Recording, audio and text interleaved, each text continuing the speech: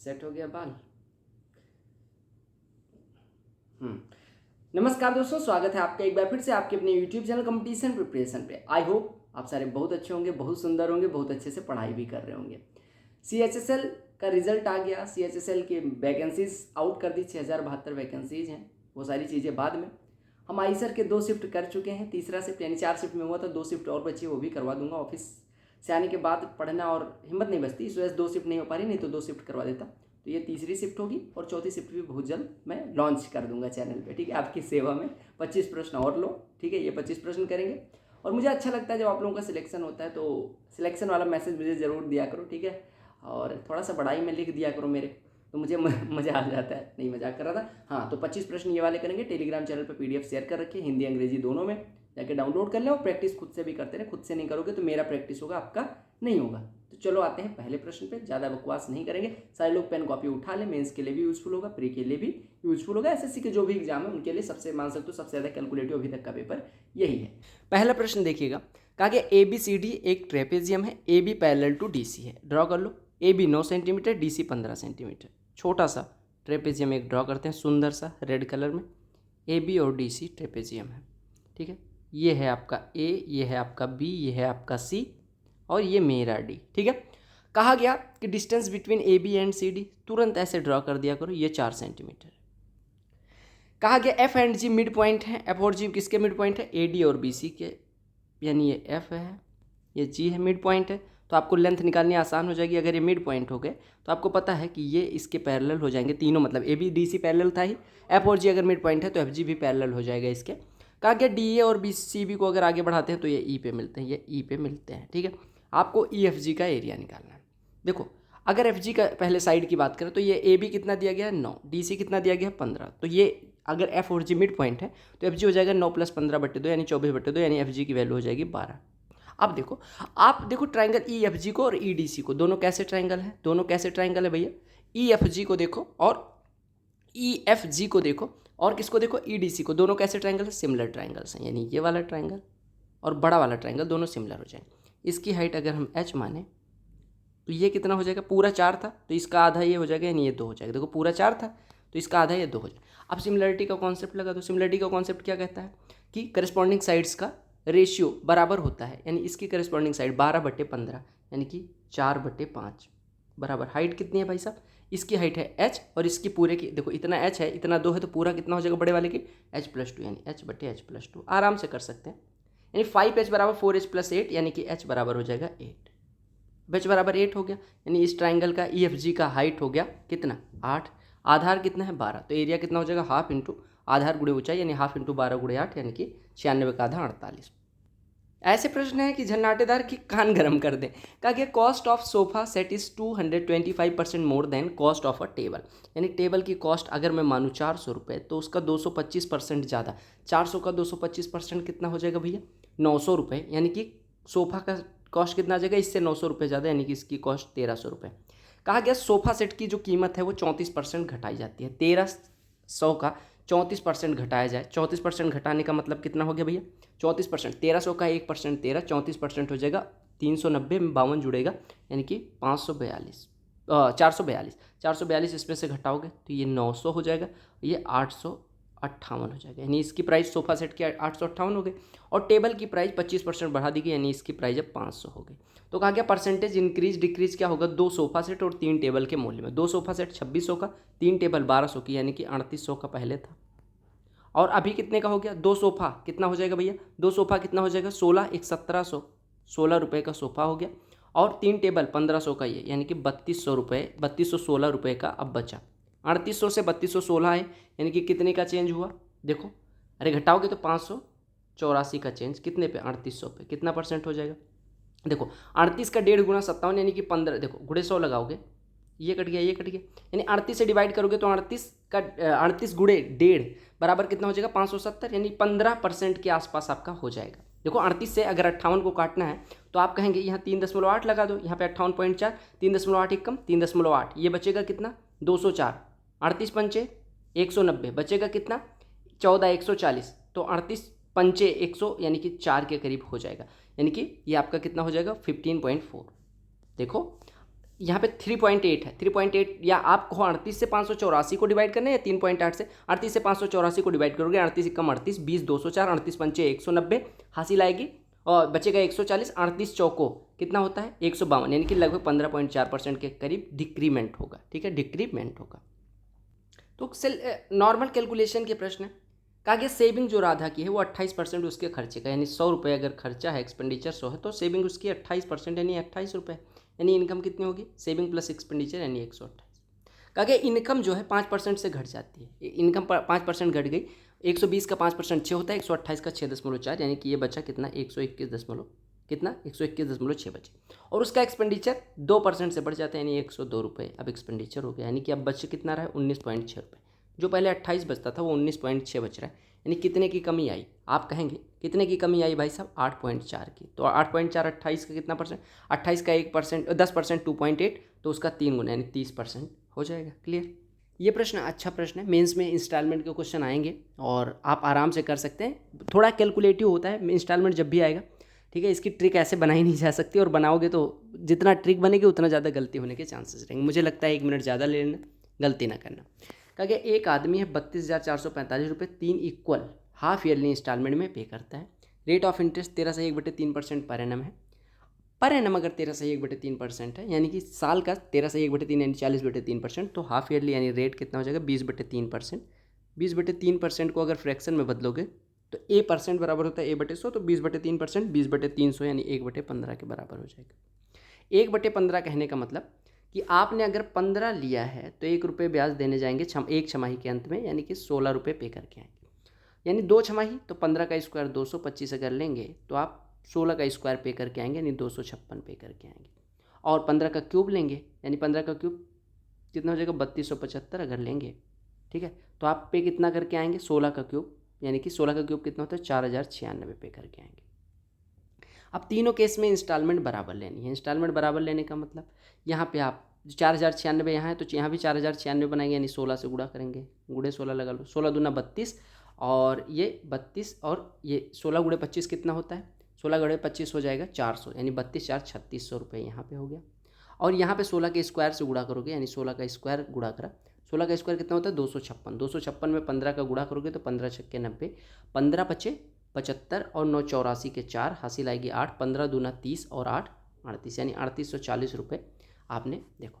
अब total amount आपका आ गया 3840, 3600 और 3275, तीनों को जोड़ दो तो ये कितना हो जाएगा 5 7 4 11, 2 1 3 6 9 8 17 और हासिल आई 1 3 1 4 3 7 3 10, यानी कि 10,715 लोगे तो आप पे कितना करने जाओगे 32,445, 32,445। एक बात बताओ, ठीक है, 10,715 यानी 5 देखो 5 और 7 4 11, ठीक है 10,715 लिया तो 32,000।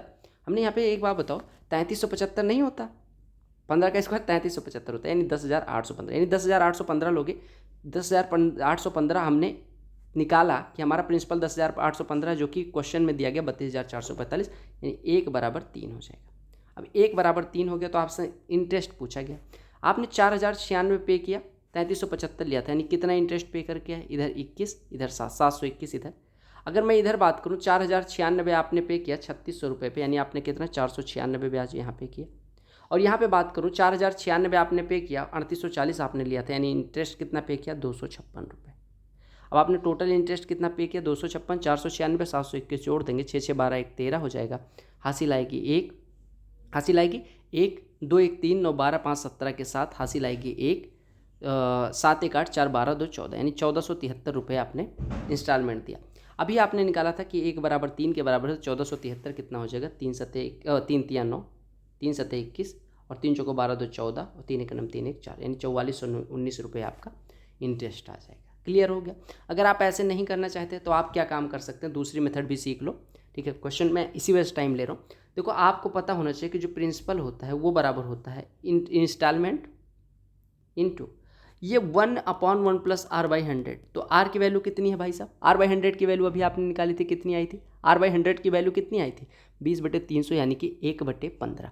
तो ये 1 + 1/15 करोगे तो 16/15 आएगा, 16/15 आएगा, प्लस इसका स्क्वायर 16/15 का स्क्वायर यानी 256/225, और 256/250 और फिर 16 का क्यूब 4096/3375। अब इसी को सॉल्व कर लेना तो इंस्टॉलमेंट निकल आएगी। अगर इंस्टॉलमेंट निकल आती है तो उसका 3 गुना करना, वो आपका टोटल पेड अमाउंट हो जाएगा, उसमें से प्रिंसिपल घटा देना, यानी 32,445, उससे भी उत्तर आ जाए। ये मुझे लगता है थोड़ा ज़्यादा कैलकुलेटिव है कंपेरेटिवली प्रीवियस वाले। समझ आ गया? जब इस फॉर्म का क्वेश्चन आएगा तो आप मान लेना, देखो 9x-7 8 को लिख सकते हो 2 का क्यूब, यानी 2 × 5 - x का होल क्यूब लिखा है, और -27 को प्लस मानो, ये -3 करके इंटू 4x + 11 का होल क्यूब कर दो, यानी आपका a³ + b³ + c³ ये दिया गया है। ठीक है, ये प्लस है। ठीक है, यानी आपका यहाँ पे a³ + b³ + c³ बराबर 3abc ही दिया गया होता है। इसको तोड़ लेना तो 3abc ही आएगा। तो आपका a³ + b³ + c³ अगर 3abc के बराबर है तो a + b + c बराबर 0 होता है। a + b + c बराबर 0, यानी 9x - 7 a है, प्लस b 2 × 5 - x यानी कि 10 - 2x, ये प्लस b हो गया, और प्लस c यानी -3 × 4x + 11 यानी -12x - 33, ये बराबर 0 होगा। -12 - 2 -14 और +9 -5 -5x को इधर ट्रांसफर कर दो तो ये 5x बराबर हो गया, -33 7 -40 और +10 यानी -30, 5x बराबर -30 यानी x बराबर -6। अब x बराबर -6 हो गया। आपको देखो x⁴ + x² + 1 के दो फैक्टर होते हैं, एक होगा x² - x + 1, एक होगा x² + x + 1। तो x² - x + 1 कट जाएगा, यानी आपका बचेगा x² + x + 1। वैल्यू रख दो, 6 का स्क्वायर 36 -6 36 - 6 30 और +1 31 आपका उत्तर हो जाएगा। क्लियर?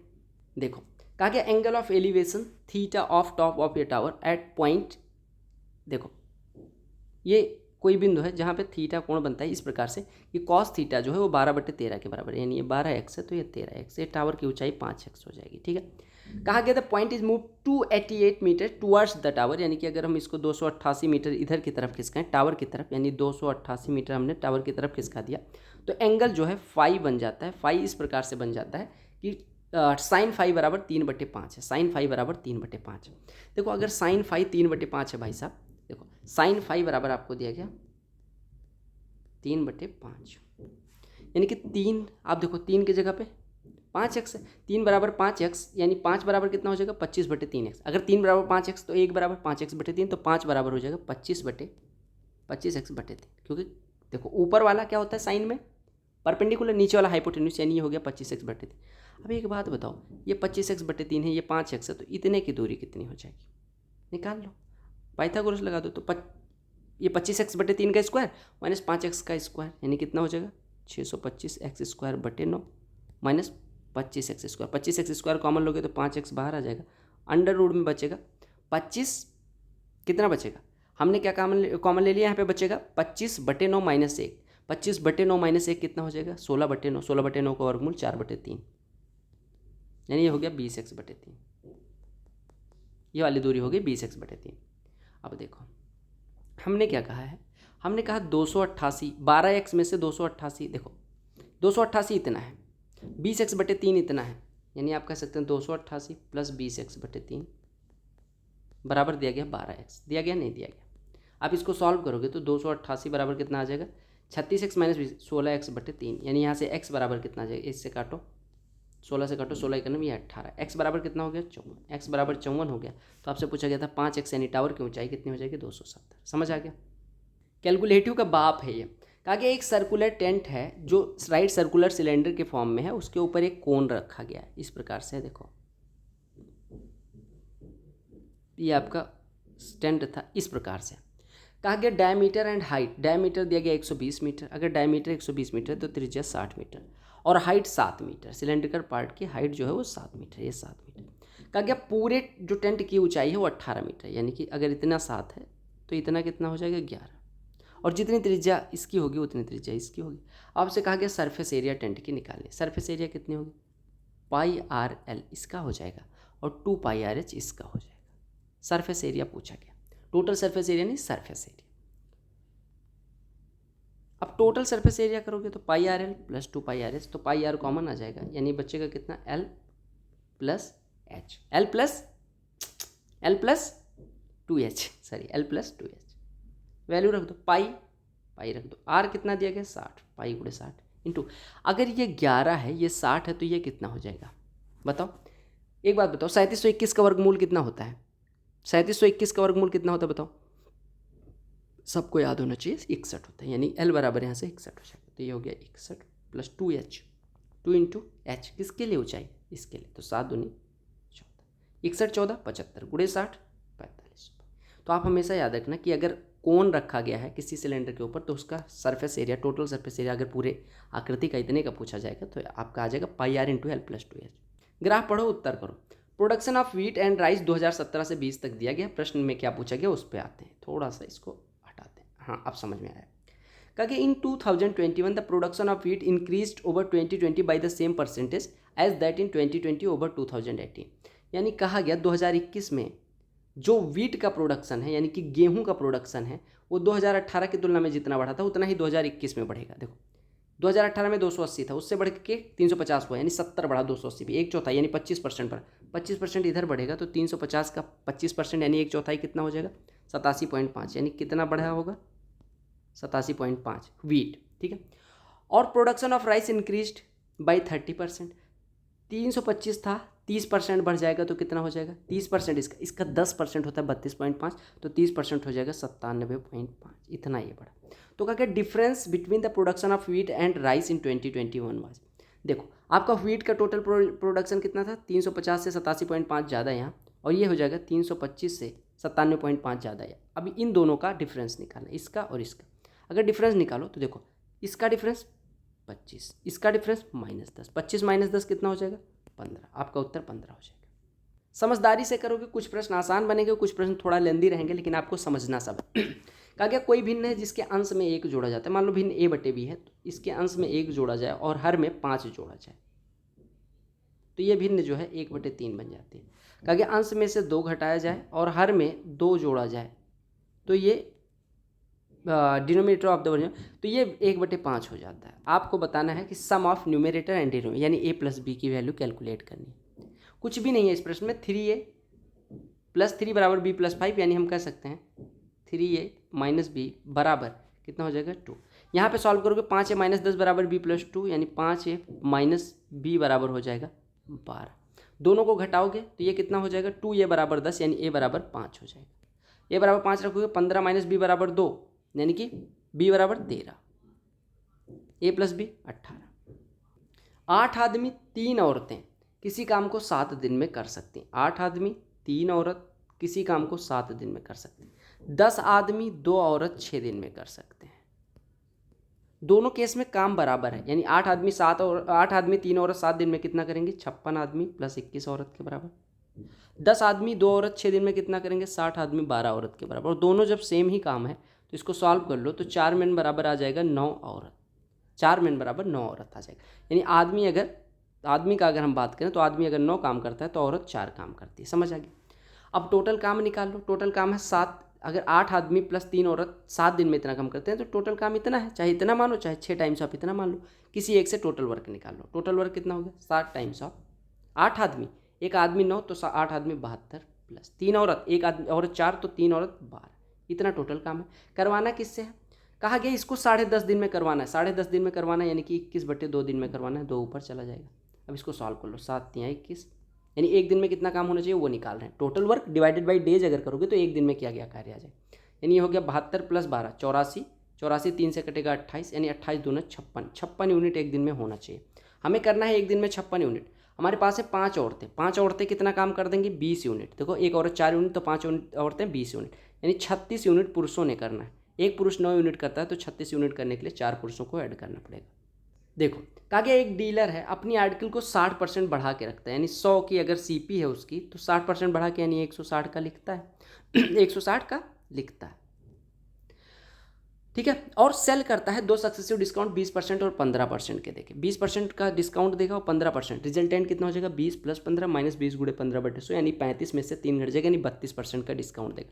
32%। 160 का 10% 16, 30% 48, 2% 3.2, यानी 32% हो जाएगा 51.2, यानी बिकेगी कितने की 51.2 का डिस्काउंट दे दोगे तो 151.2, यानी 108.8 का बिकेगा। 108.8 का बिकेगा। अब 100 रुपये में खरीदा था, 108 रुपये 80 पैसे में बेच रहे हैं, यानी फ़ायदा कितने का हो रहा है 8 रुपये 80 पैसे। 8 रुपये 80 264 के बराबर है, तो कॉस्ट प्राइस यानी 8 रुपये 80 पैसे 264 के बराबर, यानी 1 बराबर कितना हो गया 1 बराबर कितना हो गया 30। 1 बराबर 30 हो गया, तो कॉस्ट प्राइस 100 बराबर 3000 हो जाएगा। बोलो क्लियर। प्रश्न पढ़ो उत्तर दो। कहा कि percentage of marks obtain bye 4 student, 5 अलग अलग सब्जेक्ट हैं, 4 अलग अलग, लता, रेखा, अनुजा और स्वाति 4 बच्चियां हैं जिन्होंने कोई एग्जाम दिया है अलग अलग, जैसे ए 75 में से इतना परसेंट, बी 80 में से इतना परसेंट, सी में 100 मार्क्स का है जिसमें इतना परसेंट, डी इतना और ई इतना परसेंट, मतलब ई 150 का है उसमें अलग अलग परसेंट पाते। कहा total marks obtain by Swati in subject A B and C are what percent less than total marks obtain by Lata in B and C and Rekha in subject E and by Anuja in D. कितना calculation डाल दिया। देखो स्वाति का A B C में marks, Swati कहाँ ये A B और सी, 75 में 64% पा रही है, 75 का 60% कितना होता है 45 और 4% 3, यानी कि 45 और 3 48 हो गया इनका ए में। कैलकुलेशन अगर तेज नहीं होगी तो क्या कर पाओगे। बी 80 मार्क्स का था, 80 का 65, 80 का 60% होता है 48, 5% हो जाएगा 4, यानी 52 नंबर बी में मिला है। सी की बात करें 100 में से 80% यानी 80 नंबर ये मिला है। ये स्वाति का टोटल मार्क्स हो गया, यानी 80 और प्लस 180 नंबर स्वाति को कुल मिलता है। अगर मैं बात करूं लता का बी और सी में, लता कहाँ है, लता ये है बी और सी में। देखो बी में 80 का 55 यानी 44% 44 नंबर इधर मिला, 100 का 68 यानी कि 68 नंबर इधर मिला। ये किसका आ रहा है, लता का आ रहा है। लता का कुल कितना नंबर हो गया 4 8 12 6 4 10 11, ठीक है। ऐसे रेखा का सब्जेक्ट ई में, रेखा का सब्जेक्ट ई में 150 में से 92%, 150 का 90% 135, 2% 3 हो गया, यानी 138 नंबर इनको सब्जेक्ट ई में मिले हैं। रेखा का सब्जेक्ट ई में नंबर 138। और अनुजा का डी में, अनुजा कहाँ है यहाँ, अनुजा का डी में 50 में 100% पाती है, 50 में 100% यानी अनुजा 50 का 100% यानी 50 नंबर पाती है। अब कहा गया जो ये 180 है वो 112 138 और 50 के योग का कितना परसेंट, 112 138 250 हो गया, 250 50 300, तो 300 से 180 कितना कम है 120, कितना परसेंट हो जाएगा 40%। कितना कैलकुलेशन है। सच बताऊं इतना कैलकुलेटिव पेपर मेरे एग्जाम में आया होता तो या तो मैं छोड़ के भागा था पेपर, या तो तब मेरा मूड खराब हो गया होता बराबर वाला। कहा गया एक नाव है 2.4 किलोमीटर अप स्ट्रीम 16 मिनट में जाती है, यानी अप स्ट्रीम स्पीड कितनी हो जाएगी 2.4 बटे 16 बटे 60 घंटे लिख लो तो 60 ऊपर चला जाएगा, ये इधर आ जाएगा, यानी आपका हो गया 24 गुणे 6 बटे 16, 24 गुणे 6 बटे 16, 8 दूनी 16, 8 3 24, 2 से कटेगा 3, यानी अप स्ट्रीम हो जाएगी 9 किलोमीटर प्रति घंटे, ठीक है। कहा गया ratio of speed of boat in still water to speed of stream is 8:3, यानी 8 अगर बोट का स्पीड है तो 8 अगर बोट का स्पीड है तो स्ट्रीम का स्पीड 3 है, तो आप स्ट्रीम स्पीड कितनी होती है बोट की स्पीड माइनस स्ट्रीम की स्पीड, यानी 5 आएगी, 5 यूनिट बराबर 9 किलोमीटर प्रति घंटे, 1 यूनिट बराबर 1.8 किलोमीटर प्रति घंटे, तो यहाँ से आपकी बोट की स्पीड हो जाएगी 1.8 गुणे 8 यानी कि 14.4। स्ट्रीम की स्पीड कितनी हो जाएगी, यानी हम बेसिकली कह रहे हैं 1 यूनिट बराबर हमारा 1.8 किलोमीटर प्रति घंटे आ रहा है। तो कहा गया बोट जो है 21.6 किलोमीटर स्टिल वाटर में और 33 किलोमीटर डाउन स्ट्रीम जाने में कितना टाइम लगेगा। देखो 21.6 किलोमीटर स्टिल वाटर में जाने में, 21.6 किलोमीटर स्टिल वाटर में जाने में स्टिल वाटर स्पीड कितनी है 8 गुणे 1.8, तो 21.6 जाने में कितना लगेगा 21.6 बटे 8 गुणे 1.8 कितना हो जाएगा, लिख लो ऐसे लिख लो 8 गुणे 1.8, इतना टाइम इधर लग गया। और 33 किलोमीटर डाउन स्ट्रीम यानी 33 बटे डाउन स्ट्रीम स्पीड कितनी हो जाएगी 11। देखो बोट प्लस स्ट्रीम की स्पीड होती है 11, कितना हो जाएगा 1 बराबर 1.8 है तो 11 बराबर कितना हो जाएगा 11 गुणे 1.8, इतना टाइम टोटल लगने वाला है। सॉल्व करो भैया कितने, तो ये 1.2 हो गया, नहीं 12 हो गया, 12 बटे 8 कितना होता है 12 बटे 8 3 बटे 2 प्लस यहाँ पे 11 से काट दो 3 बटे 1.8 यानी 30 बटे 18 यानी 5 बटे 3 हो जाएगा। सॉल्व कर लो 9 10 19 बटे 6 घंटे टोटल लगेंगे। कितना कैलकुलेशन। 1.5 पन्ने का प्रश्न, कहा गया ट्रेन ए की लंबाई 4/5 हिस्सा है बी की लंबाई की, मैं यहाँ पे लिख दे रहा हूँ ए और बी की लंबाई, बी की लंबाई 5x तो ए की लंबाई 4x, पहली लाइन खत्म। ए और बी की स्पीड 63 और 45 किलोमीटर प्रति घंटे। कहा गया ए और बी 15 सेकंड लगाती हैं अगर अपोजिट डायरेक्शन में ट्रेवल करती। अपोजिट डायरेक्शन में ट्रेवल करेंगे तो उनके द्वारा चली गई, मतलब एक दूसरे को पार करने में दूरी तो 9x ट्रेवल करेंगी और स्पीड हो जाएगी 63 + 45 कितना हो जाएगा 108 किलोमीटर प्रति घंटे। मीटर पर सेकंड में 108 गुणे 5/18 यानी 30 मीटर पर सेकंड, यानी 9x को 30 के स्पीड से लगता है 15 सेकंड, यानी कि 9x दूरी बटे स्पीड बराबर टाइम, यहाँ से 9x बराबर 450 यानी x बराबर 50 आ जाएगा। अब कहा गया how much time will train C of length 160 meter running at speed of 90 take to cross train A when both the trains are running in the same direction. C train है जिसकी लंबाई 160 metre है, speed दी गई 90, अगर सी और ए same direction में run करेंगी तो उनकी रिलेटिव स्पीड कितनी हो जाएगी 90 सी की स्पीड माइनस ए की स्पीड 63, 90 माइनस 63 27 किलोमीटर उनकी रिलेटिव स्पीड है किलोमीटर प्रति घंटे में, तो मीटर पर सेकंड में कितनी हो जाएगी 27 गुणे 5/18, 9 से काटोगे 2, 9 3 27 यानी 15/2 मीटर पर सेकंड उनकी रिलेटिव स्पीड आएगी। और अगर सी को ए को पार करना है, ए की अभी आपने निकाली थी, देखो ए की आप पहले लंबाई की बात करें, देखो लंबाई हमने 4x मानी थी, x बराबर 50 यानी ए की लंबाई कितनी है 200, ए की लंबाई 200, सी की लंबाई 160 यानी टोटल डिस्टेंस कितनी ट्रेवल करेगी अगर ए सी को पार करना चाहती है तो ए सी को अगर पार करना चाहती है टोटल डिस्टेंस ए की लंबाई प्लस सी की लंबाई 360 ट्रेवल करना है। स्पीड है 15/2, तो टाइम कितना लगेगा, डिस्टेंस 360 बटे स्पीड, 15 से काटोगे 15, ये 24 हो जाएगा, 24 दूना 48 सेकंड लगेगा। समझ आ रहा है। ए कोई कार्य 18 दिन में कर सकता है, ए कोई कार्य 18 दिन में कर सकता है। मान लो ये एक दिन में 4 काम करता है, 4 यूनिट इसका इफिशियंसी माने, तो टोटल काम कितना हो गया 72। क्योंकि बी जो है उससे 25% कम यानी कि ये 3 काम करता है, तो 72 करने के लिए इसे 24 दिन की आवश्यकता होगी। कितने दिन की आवश्यकता होगी, 24 दिन की, यानी बी 24 दिन में यही काम कर लेगा। ठीक है। कहा गया कि A alone work for a few days and then B joined him, both work together till the completion of work, the entire work got completed in 12 days, for how many days did A and B work together. देखो A ने काम करना शुरू किया, कुछ दिन बाद B आता है और काम 12 दिन में खत्म होता है, यानी ए ने 12 दिन तक काम किया, 4 यूनिट पर दिन करते हुए 48 यूनिट तो इसने कर दिया, यानी बचा कितना 24 यूनिट, और 24 यूनिट बी ने करा होगा। 3 यूनिट एक दिन में करता है, यानी 24 यूनिट करने में 8 दिन, और 8 दिन आपको पता है कि बी के आने के बाद 8 दिन लगा, यानी बी ने ए के साथ 8 दिन काम किया, यही पूछा गया था। देखो प्रॉफिट एंड लॉस का सिंपल सा प्रश्न है, क्योंकि एक शॉपकीपर 643 रुपये का कोई वस्तु बेचता है, अगर वो 26% मार्केट प्राइस पे डिस्काउंट देता है, यानी मार्केट प्राइस का 74% आपको इतना दिया गया, यानी मार्केट प्राइस कितना हो जाएगा 643.80 बटे 74 गुणे 100, इतना हो जाएगा। आपसे कहा गया कि अगर उसने कोई डिस्काउंट ना दिया होता तो उसे 16% का कॉस्ट प्राइस पे फ़ायदा होता, यानी हम कह सकते हैं कॉस्ट प्राइस पे 16% का फ़ायदा, यानी कि कॉस्ट प्राइस गुणे 116 बटे 100 बराबर इतने क्या। अब इसी को सॉल्व करना है, आपको सॉल्व करना है नहीं करना है, अब ये आपके ऊपर है, इसको सॉल्व कर रहे हो नहीं कर रहे, CP निकालना है। ठीक है, यहाँ से 100 हटाओ, यहाँ पे पॉइंट हटा दो। ठीक है, अब इसी को सॉल्व करना है।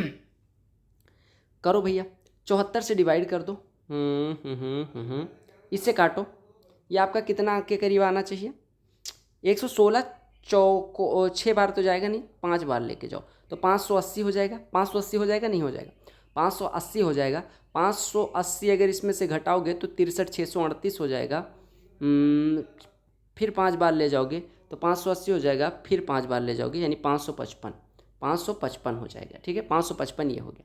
अब ये 74 से काटो, 74 से काटोगे तो ये कितना हो जाएगा, 74 गुणे 75 कितना हो जाएगा 550 हो जाएगा मेरे हिसाब से।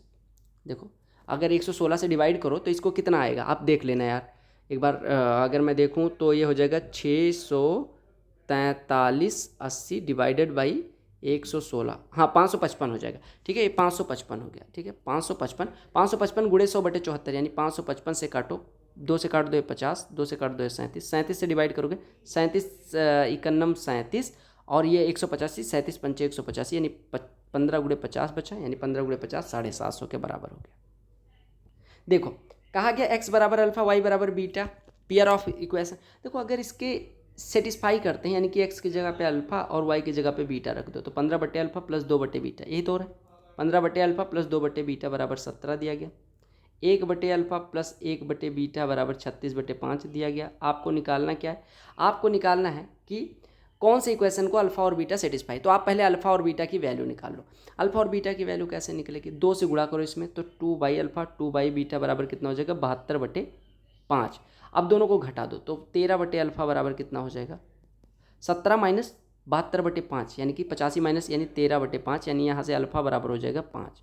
अल्फा बराबर 5 हो गया तो आप कह सकते हो 2 बटे 5 इधर हो गया, 2 बटे 5 इधर ले तो 70 बटे 5, 70 बटे 5, अरे देखो 2 बटे बीटा बराबर 70 बटे 5 यानी कि 2 बटे बीटा बराबर 14, यानी बीटा बराबर कितना हो जाएगा, हमने सही किया है 70 बटे 5, यानी बीटा कितना हो जाएगा, बीटा बराबर 1/7 हो जाएगा। अब बीटा बराबर 1/7, अब देखो किसी में वैल्यू रखो जिसमें अल्फा बराबर 5 रखने पे बीटा बराबर 1/7 रखने पे सेटिस्फाई करें। तो यहाँ पर रखोगे तो 2 अल्फा यानी कि 10 माइनस 7 बीटा, देखो 7 बीटा यानी कि 1, देखो बीटा, अरे सेटिस्फाई करने का मतलब कि x की जगह पे अल्फा एज्यूम करो, y की जगह पे बीटा, तो 2 अल्फा यानी 10 माइनस 7 बीटा, बीटा बराबर 1 है तो 7 बीटा बराबर बीटा बराबर 1/7 है तो 7 बीटा बराबर 1, यानी कि 2 अल्फा 10 माइनस 1 बराबर 9। सेटिस्फाई कर रहा है कि नहीं कर रहा है?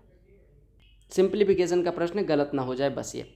यहाँ पे ए क्यूब माइनस बी क्यूब दिया गया है, जो कि होता है कितना है, ए माइनस बी, यानी कि 0.98 into A square plus A B plus B square आएगा, तो ये तो कट जाएगा, गुड़े 0.45 डिवाइडेड बाई 0.49 दिया गया है। ठीक है, ये कटा, इससे कितना हो गया, 2 हो गया, 2 गुड़े 0.45 कितना हो जाएगा, 0. आ गया। सोल्यूशन ए है, सोल्यूशन बी है और सोल्यूशन सी है। एक्स वाई जेड का मिक्सचर है। क्या दिया गया, एक्स वाई जेड की मात्रा इसमें 2, 3, 4 है, बी में एक्स और वाई की मात्रा 5:7 है, सी में वाई और जेड की मात्रा 5:4 है। 3 लीटर ए का, यहाँ पे लिख दे रहा हूँ, 3 लीटर ए का, 2 लीटर बी का, 5 लीटर सी का लिया गया। तो आपसे कहा गया परसेंटेज ऑफ वाई बताना है, परसेंटेज ऑफ वाई बताना। देखो 2, 3, 5, 4, 9 में से 3 लीटर निकाला गया, 9 में से 3 लीटर निकाला गया, यानी कि अगर 9 लीटर होता तो वाई 3 लीटर होगा। है कितना मिक्सचर, अगर ए का 9 लीटर लेते तो उसमें वाई 3 लीटर होता, ले कितना रहे 3 लीटर, तो वाई कितना होगा 1/3। अरे 9 था तब वाई 3 उसमें था, 3 है तो उसमें 1 होगा, यानी वाई की मात्रा 1 लीटर इधर आ गई।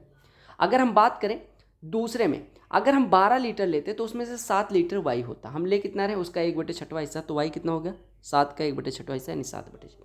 अगर 5 लीटर लेते तो उसमें से, सॉरी, अगर 9 लीटर लेते तो उसमें 5 लीटर वाई होता, हम ले कितना रहे 5, 9 लीटर अगर लेते तो 5, यानी 5/9 हिस्सा वाई होता है, तो 5 का 5/9 हिस्सा कितना हो जाएगा 25/9, यानी इतना वाई है आउट ऑफ 3, 2, 5, 5, 10। तो परसेंटेज में कितना हो जाएगा, गुड़े 100 लगाओगे तो 10 से 100 कट के 10 हो जाएगा। बस इसी को सॉल्व कर लेना। एलसीएम ले लो, 6 9 का एलसीएम 18, यहाँ पे हो जाएगा 18, यहाँ पे हो जाएगा 21, यहाँ पे हो जाएगा 50 और 10 गुड़े 18, 21, 39, 89/18, यानी कि 890/18 हो जाएगा। 18 अगर ये 900 होता तो 50% होता, यानी 50% से थोड़ा कम आपका उत्तर हो गया। क्या कहा गया, पी को घटाया जाता है, दोनों मतलब पी से डिवाइड किया जाता है, प्रत्येक केस में रिमाइंडर क्यों। अच्छा प्रश्न है, देखो अगर हर केस में रिमाइंडर क्यों आता है, इसका मतलब 2066, 8917, 17978, इनका डिफरेंस ले लो।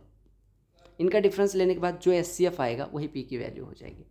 एचसीएफ इनको घटाओ तो ये हो जाएगा 1, 11 में से 6 जाएगा 5, यहाँ पे बचेगा 8 में से 0 जाएगा 8, ये 6। इसका इधर देखो तो अगर इसको घटाओगे तो ये कितना है 17,978, 978 घटाओ तो ये कितना हो जाएगा 1, 7 में से 1 जाएगा 6, 9 में से 9 जाएगा 0, ये 9061। इन दोनों का एचसीएफ ले लो, एचसीएफ लोगे तो कितना हो जाएगा, एचसीएफ लोगे तो कितना हो जाएगा 68, ये 6851 हो जाएगा, बचेगा कितना 10, ये 2210 बचेगा। 2210 से 6851 में डिवाइड करोगे 3 बार जाएगा, ये 6630 हो जाएगा, बचेगा कितना 221। 221 से 2210 को डिवाइड करोगे तो पूरा पूरा कट जाएगा, यानी आपका एचसीएफ। आपको क्या काम करना है, डिफरेंस लेके एचसीएफ ले लेना, जो ये एचसीएफ आया यही पी हो जाएगा, पी की वैल्यू इतनी।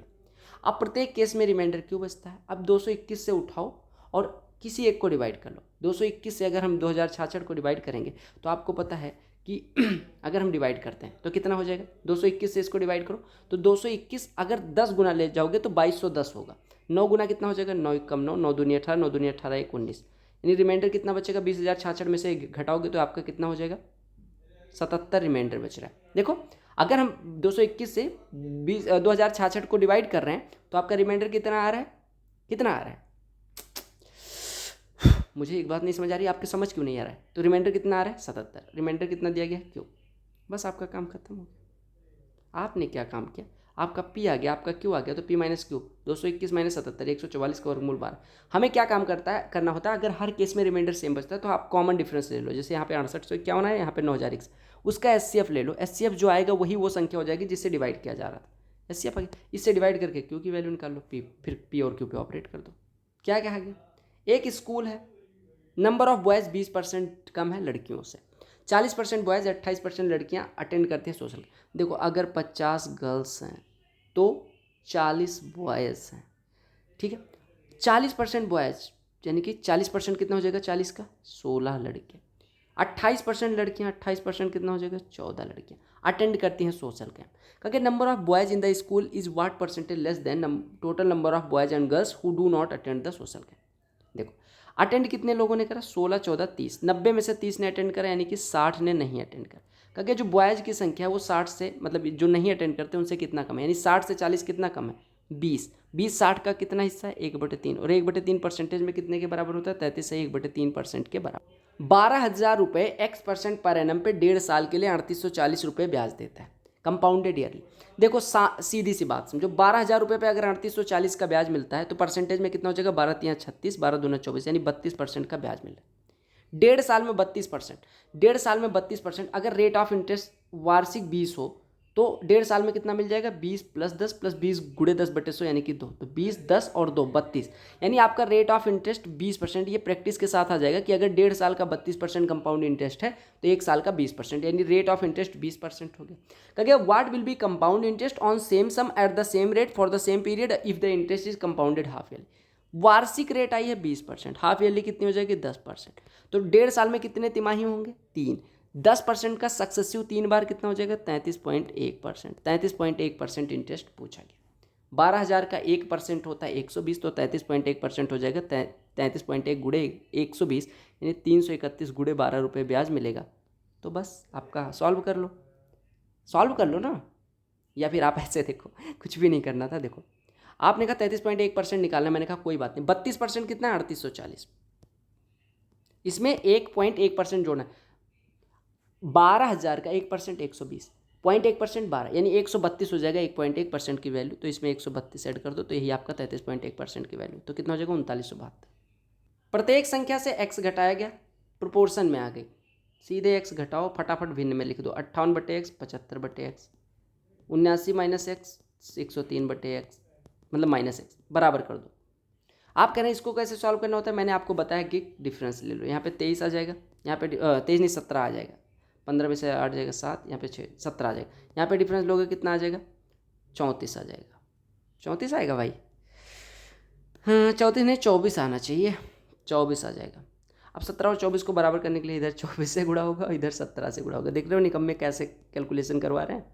तो सॉल्व कर लो, हर अंश को बराबर कर दो। पहले क्या काम किया करो, डिफरेंस को बराबर करो। अब 17 और 24 का एलसीएम जब को प्राइम नंबर है तो इनका जो एलसीएम होगा उनके प्रोडक्ट के बराबर होगा। तो 17 को 17 गुणे 24 बनाने के लिए 24 से गुणा, और 24 को 24 गुणे 17 बनाने के लिए 17 से गुणा, और दोनों को बराबर कर दो। तो इधर 24x इधर 17x, सॉल्व करोगे 7x आ जाएगा। ये बराबर है 24 गुणे 58 माइनस 79 गुणे 17। सॉल्व करना पड़ेगा, सॉल्व करो क्या हो जाएगा। तो यहाँ पे 24 गुणे 58 1200 में कितना जोड़ना है 192, 1392 ये हो जाएगा। 17 गुणे 80 कितना होता है 136, 1360 में से 17 घटेगा 1300, 1360 में से कितना घटाना है 1360 में से 17 घटाना है, तो 1343 हो जाएगा। घटाओगे तो कितना आ जाएगा 49, 7x बराबर 49, x बराबर कितना हो जाएगा 7, x बराबर 7 हो गया। तो मीन प्रोपोर्शन निकालना है किसका x + 2 यानी 9, 3x - 5 यानी कि 21 - 5 16, 16 और 9 का मीन प्रोपोर्शन कितना हो जाएगा अंडर रूट में 9 गुणे 16 यानी 144 का वर्गमूल 12 उत्तर। सच में दिमाग खराब हो गया है शिफ्ट करवाते करवाते। कहा गया एक कार ट्रेवल करती है 50 की स्पीड से 2.5 घंटे, 45 की स्पीड से इतने घंटे, 30 की स्पीड से 4 से 1/10 घंटे एवरेज स्पीड। एवरेज स्पीड कितनी होती है टोटल डिस्टेंस 50 की स्पीड से 2.5 घंटे में कितनी दूरी तय कर देगी 125, 45 की स्पीड से 3 से 2/5 घंटे में 135 इधर हो गया, और 18 और 135 और 18 कितना हो जाएगा 153 किलोमीटर इधर।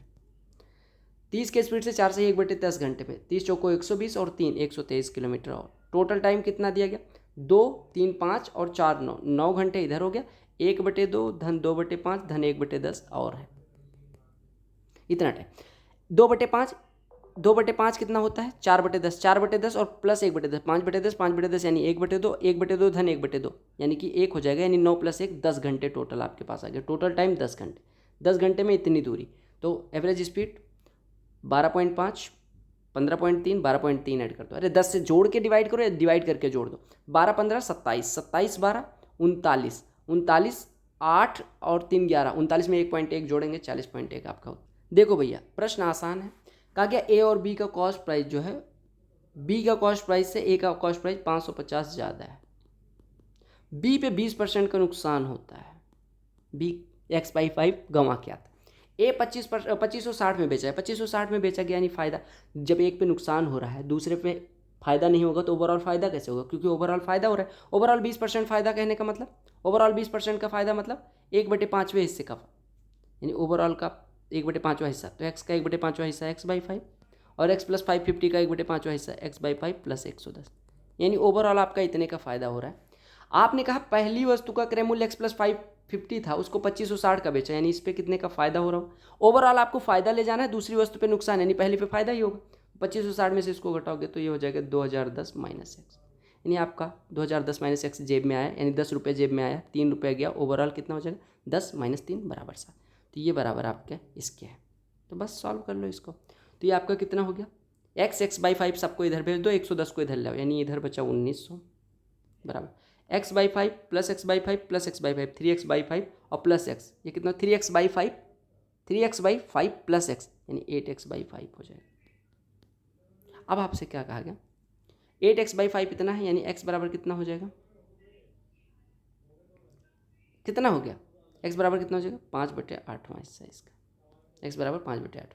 आपसे पूछा गया था ए को बेचने पे कितने का प्रॉफिट हुआ, कितना ए को बेचने पे कितने का प्रॉफिट हुआ, आपने कहा 2010 माइनस एक्स का, यानी 2010 माइनस इतना। सॉल्व करना है इसी को, 50 कॉमन ले लो, नहीं 50 क्या कॉमन ले लो, सॉल्व कर लो। तो 8 से डिवाइड करोगे तो ये 8 दूनी 16 आ जाएगा, और ये कितना बचेगा 3 30, 8 3 24 हो जाएगा, और 6 60, 8 7 56.5, 5 से गुणा करोगे 5 5 25, 5 7 35 और 2 37, 5 या 15 3 18, हंसी लाई 1, 5 दूनी 10 से 11, 2010 में से इतना घटाना है, 0.5 आ जाएगा, 9 में से 7 जाएगा 2 बचेगा, यहाँ पे 10 में से 8 जाएगा 2 बचेगा, यहाँ पे बचेगा 9 में से 1 जाएगा 8, यानी 822 रुपये 50 पैसे आपका आंसर आ जाएगा। समझ में आ गया। हमने क्या कहा, इस पे इतने का फ़ायदा हो रहा है, इस पे इतने का नुकसान हो रहा है, ओवरऑल इतने का फ़ायदा हो रहा है।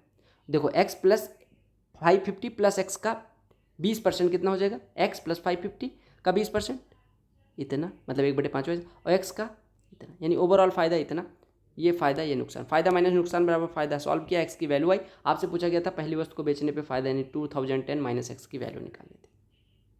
आई डोंट नो कि कितनी कैलकुलेशन आपको करने में मशक्क़त करनी पड़ी हो, तो ये कैलकुलेटिव प्रो था भैया, है ना। इसमें मैंने कोशिश करी कि जितना हो पाए उतनी कैलकुलेशन सॉर्ट करो, इससे ज़्यादा नहीं हो सकता था। मिलते हैं अगली शिफ्ट यानी चौथी शिफ्ट का सोल्यूशन लेके, तब तक के लिए bye, take care, all the very best for all. वंदे मातरम।